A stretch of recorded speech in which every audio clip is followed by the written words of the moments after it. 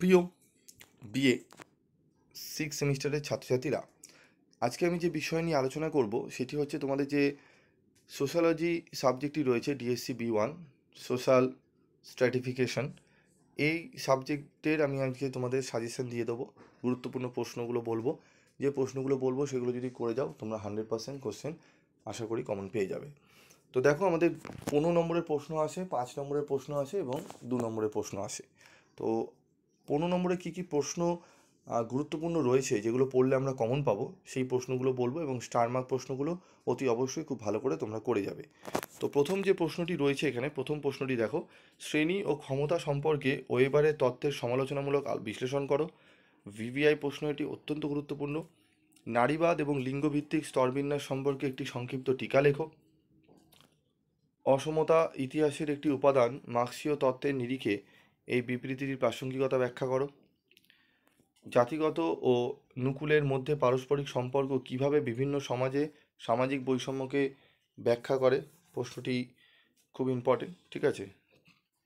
সামাজিক স্তরবিন্যাসে মার্ক্সের তত্ত্ব আলোচনা করো। 4টি স্টার, বুঝতেই পারছো কতটা গুরুত্বপূর্ণ, ঠিক আছে। 1 এবং 5 দাগের প্রশ্ন, ভিভিআই প্রশ্ন, অত্যন্ত গুরুত্বপূর্ণ প্রশ্ন। তারপর রয়েছে দেখো, সামাজিক স্তরবিন্যাসের প্রকার হিসাবে জাতি, শ্রেণী এবং লিঙ্গের বৈশিষ্ট্যগুলি চিহ্নিত করো। এটিও গুরুত্বপূর্ণ প্রশ্ন। সামাজিক বর্জন বলতে কী বোঝো? ভারতের সামাজিক বৈষম্যের মাত্রা হিসাবে দারিদ্রতা এবং সামাজিক বর্জন আলোচনা করো। সামাজিক সচলতা বলতে কী বোঝো? সামাজিক সচলতার কারণগুলি আলোচনা করো। এই প্রশ্নটিও গুরুত্বপূর্ণ। শ্রেণী সম্বন্ধে কার্ল মার্ক্সের তত্ত্বটির সমালোচনামূলক বিশ্লেষণ করো। শ্রেণী সম্বন্ধে কার্ল মার্ক্সের তত্ত্বটির সমালোচনামূলক বিশ্লেষণ করো। এটিও গুরুত্বপূর্ণ প্রশ্ন। সামাজিক স্তরবিন্যাস কী, এই ধারণাটি বোঝার জন্য বিভিন্ন দৃষ্টিভঙ্গিগুলি আলোচনা করো। সামাজিক স্তরবিন্যাস কী, এই ধারণাটি বোঝার জন্য বিভিন্ন দৃষ্টিভঙ্গিগুলি আলোচনা করো। সামাজিক সচলতা কী, বিভিন্ন প্রকারভেদগুলি উদাহরণস্বরূপ আলোচনা করো। প্রশ্নটি অত্যন্ত গুরুত্বপূর্ণ।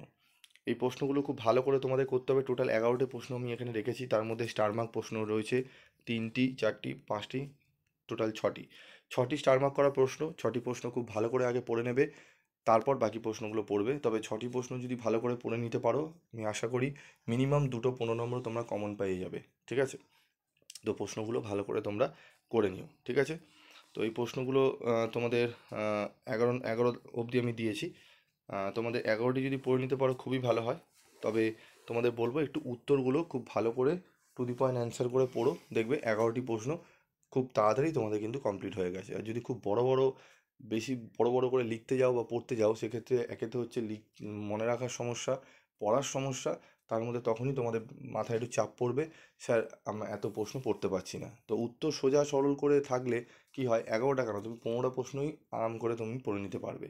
তো সেইভাবে আমাদেরও নোটস তৈরি হয়, তোমরা জানো আমাদের নোটস কীভাবে পিভি স্টাডি ক্লাসের নোটস তৈরি করা হয়।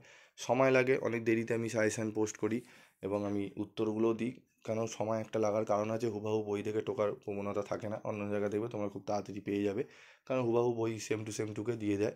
তো আমার সেরকম হয় না, আমরা খুব ভালো করে পুঙ্খানুপুঙ্খ করি।